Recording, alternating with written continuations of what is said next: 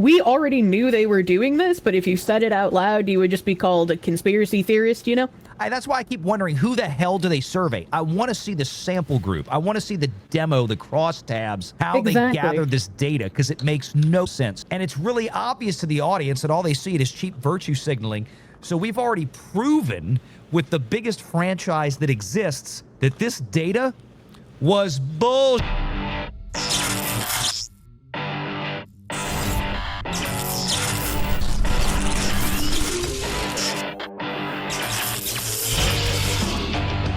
Renegade Online. Tied into the story here with CAA because, I mean, this is what drives a lot of the things that get produced. And Parrot Analytics, that is, I didn't realize was working with CAA. I hate Parrot. You know, they're one of these companies, and we can talk about this in a little bit, that, you know, looks at engagements, everything that's online. Like, this is a measure of actual financial success when it really isn't. But we'll talk about that. But Kirsha, okay, so tell us what is going on here with CAA, with how are they plugging the DEI stuff into what Hollywood's already doing internally at the corporate level? So this was a very face-off kind of study where it's like, we already knew they were doing this, but if you said it out loud, you would just be called a conspiracy theorist, you know? So if you scroll down, you'll start seeing the beginning of the paper here with this really weird background. Like, if you scroll down a bit more, yeah, it's just like, it's a really weird image. Ew. And there is like a full screen button right over there if you want to. Okay, there we go.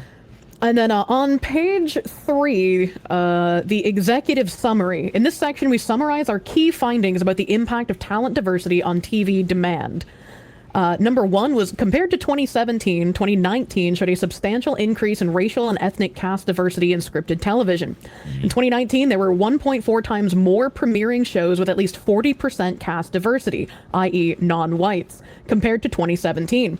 These diverse premieres at least resemble, if not exceed, the U.S. Census estimate 40% of the U.S. is non-white in 2019.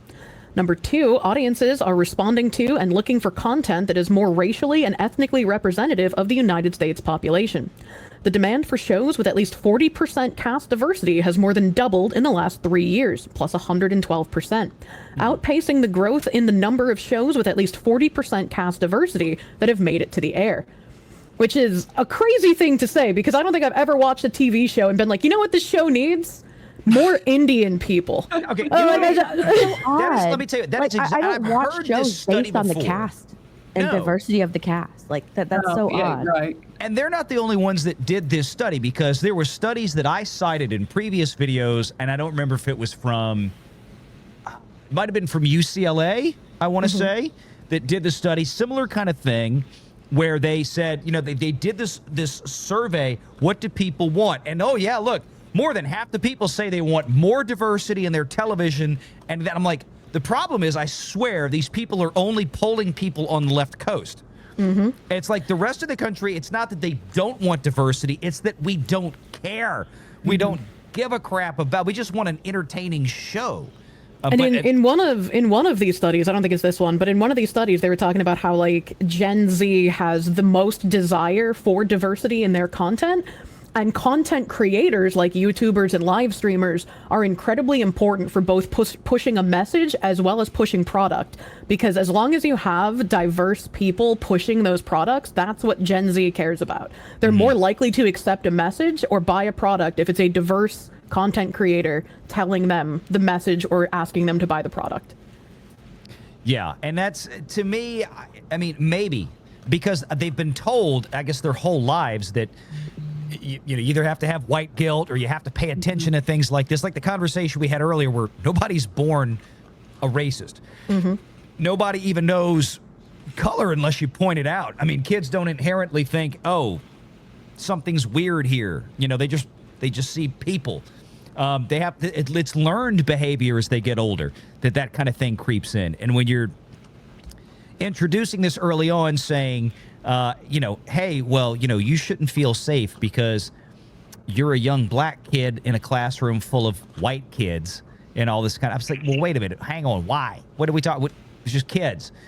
And this has been introduced across the spectrum of society, and they push it into Hollywood. And this is that's why I keep wondering, who the hell do they survey? I want to see the sample group. I want to see the demo, the crosstabs of how they gather this data, because it makes no damn sense, at least anywhere that I've ever heard of. And like one of my favorite things that I've seen come out of these people is again Sasha Thompson. She runs DEI After 5, which is a DEI podcast where she talks to industry insiders, CEOs, CMOs, and she said that you have to hide the DEI vegetables.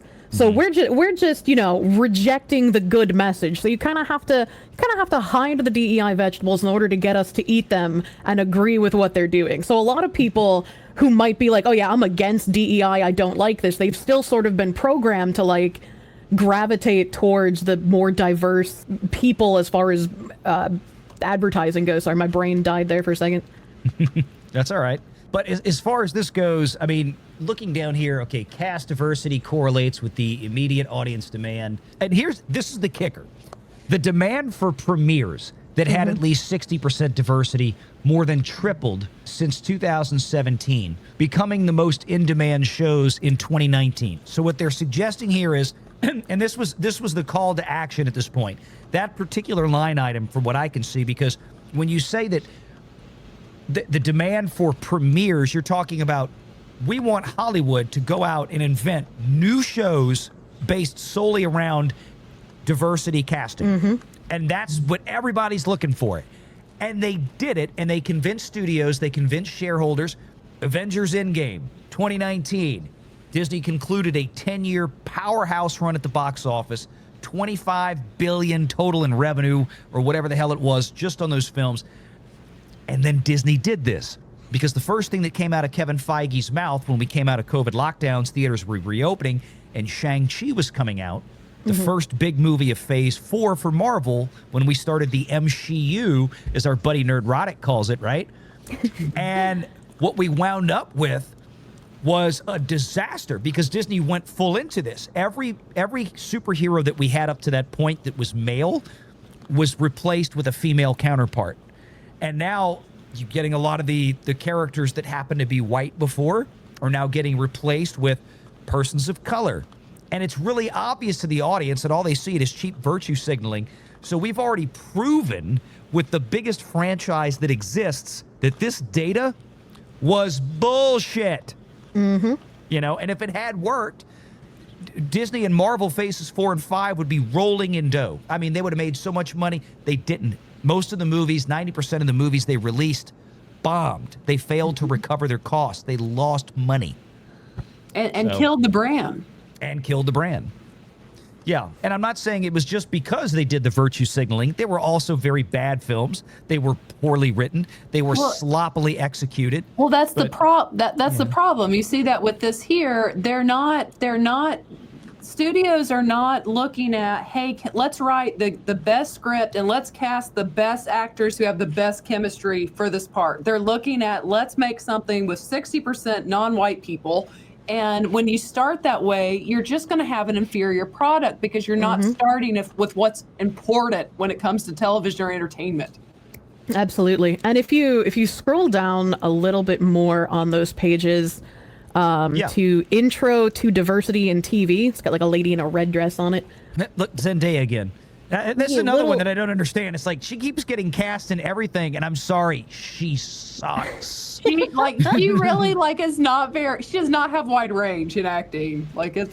No, she has about as much range as Amanda Stenberg on The Acolyte, which is to say zero. So down one more page. Let's see. There we go. I was trying to get. And then you have global TV analytics firm Parrot Analytics and leading entertainment and sports agency Creative Artist Agency, both longtime leaders in the promotion of inclusion across the media industry, believe in both the power of data to shape and drive business decisions that drive equity both in front of and behind the camera. The report is a follow-up to the CAA Motion Picture Cast Diversity Index, which CAA issued in June 2017.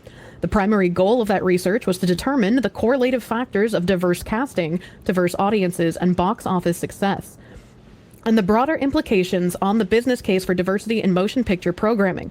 The index, which is updated and reevaluated quarterly, currently includes 854 theatrical films released from January 2014 through December 2019, and focuses on cast race and ethnicity for 8,165 actors.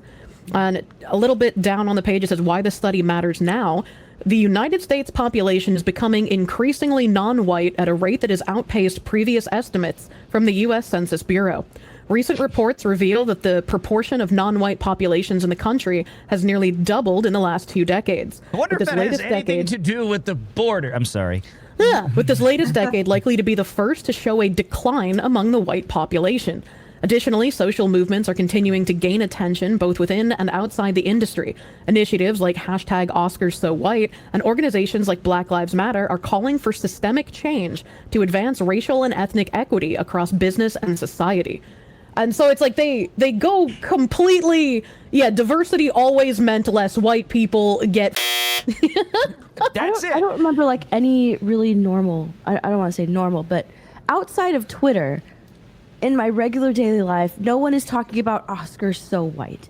You know, and the people that are upset about like Oscars so white are the Hollywood elitists and left-leaning people on Twitter. That's really it. So for them to be taking this study and saying, "Oh, look, this is proof," that's kind of ridiculous because nobody's even tuning into award shows anymore. That's what I was going to say. Nobody's watching the Oscars to begin with to care. Yeah, nobody's tuning in because the actors have gotten so preachy when they accept their awards. They're just using it as, "Oh my gosh, look, I won. Okay, let me use this moment as a platform to preach about whatever."